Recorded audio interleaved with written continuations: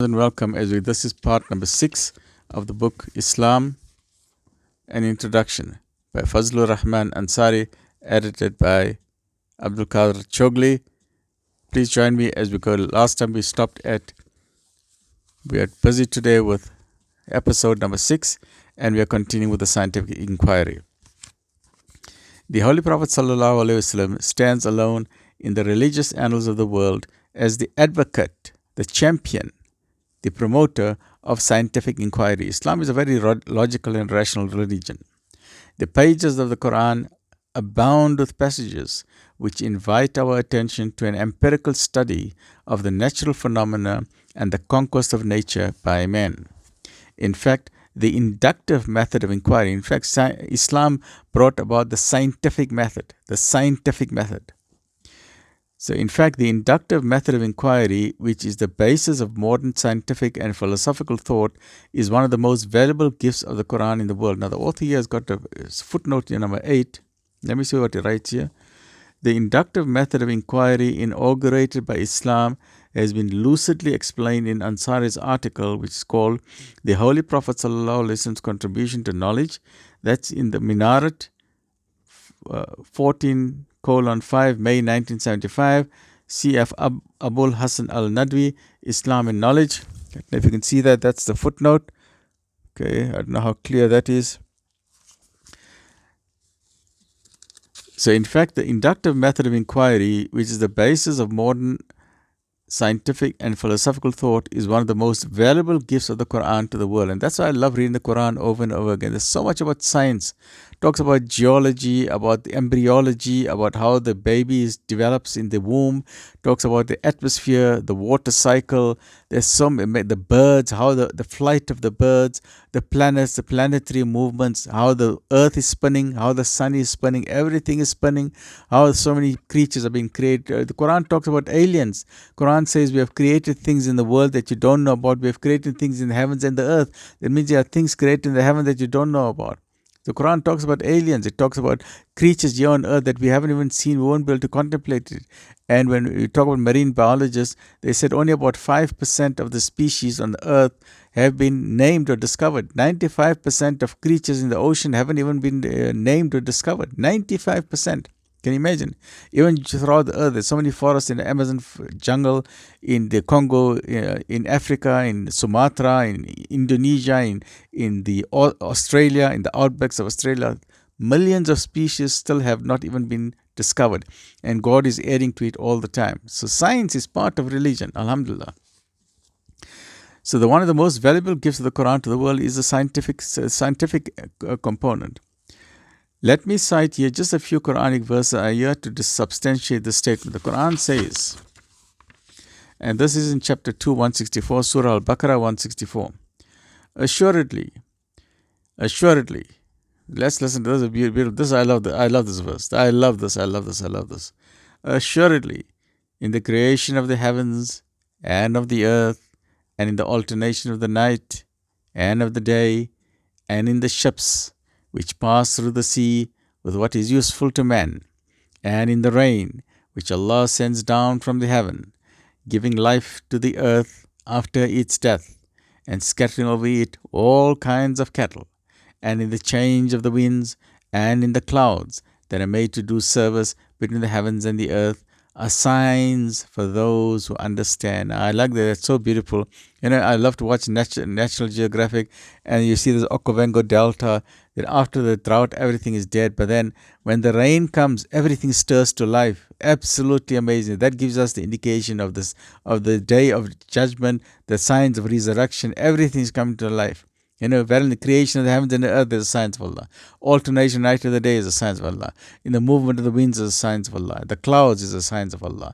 In the animals that you see is a sign of Allah. So everything in nature you see has got the signature of God. Everything got the signature of God, that I have been created by the most merciful Creator. The sun has been created by God. The elephant has been created by God.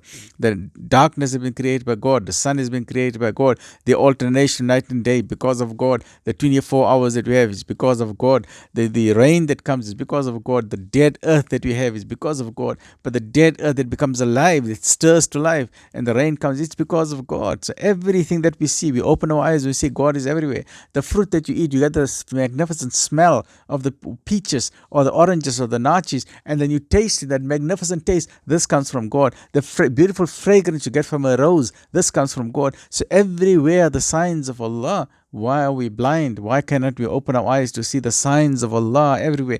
Everything has got His signature. Even the atom has got the signature of God. Everything says, I have been created by a supreme creator. So we just need to open our eyes and remove the toxins from our brains and remove our brain from the cage.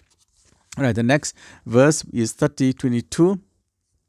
And among His signs are the creation of the heavens and of the earth, and your variety of tongues and color. Hearing truly a science for men of knowledge. Right? So that's a beautiful one. God in His mercy could have made all of us identical. God could have made just a factory out of us. That means every human being could have been identical. But God in His mercy made us different people. Some tall, some short, some black, some white, some brown, some Chinese, some Russian, some Americans, nations and tribes. Not that you must despise one another, but that you must recognize and know one another. God in His mercy did this. God in His mercy could have made all of us just follow one religion. God could have said, all right, all of you are Muslims and all of you know that there's only one God. We could have all come just for the same religion. There could have been no fighting. But God says, okay, you can have your disputes because I want you to think. So God has sent us here to think. So God could have made all of us identical. But He is the all-wise and the supreme. It is no wonder, therefore, that during the age of Islam's glory, its followers, that's the golden age of Islam, its followers became the pioneers of civilization. That is in Baghdad. These followers became the pioneers of civilization and the inaugurators of the modern scientific era. It might sound strange to those who are accustomed to hear that Islam obstructs the way to progress and is an enemy of scientific learning, but this is far from it. Islam loves scientific learning. It loves the rational and logical way. And that the Muslims are a race of... The truth lies just the opposite way. And it can honestly be said that but for Islam, there would have been no modern scientific civilization. So the scientific civilization owes its debt to Islam. The advances of Europe owe their debt to Islam. And there's one long quotation here. Let me try and get through that and then we can conclude for today. Let me quote Robert Briffault, a great non-Muslim authority of the West. He says in his reputed work, The Making of Humanity. There you can get the name of the person there, Robert. Neither Roger Bacon nor his later namesake has any title to be credited with having introduced the experimental method, also known as the scientific method. Roger Bacon was no more than one of the apostles of Muslim science and method to Christian Europe.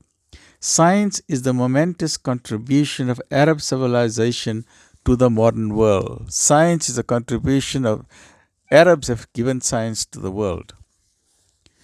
It was not science only which brought Europe back to life. Other and manifold influences from the civilization of Islam communicated its first glow to European life.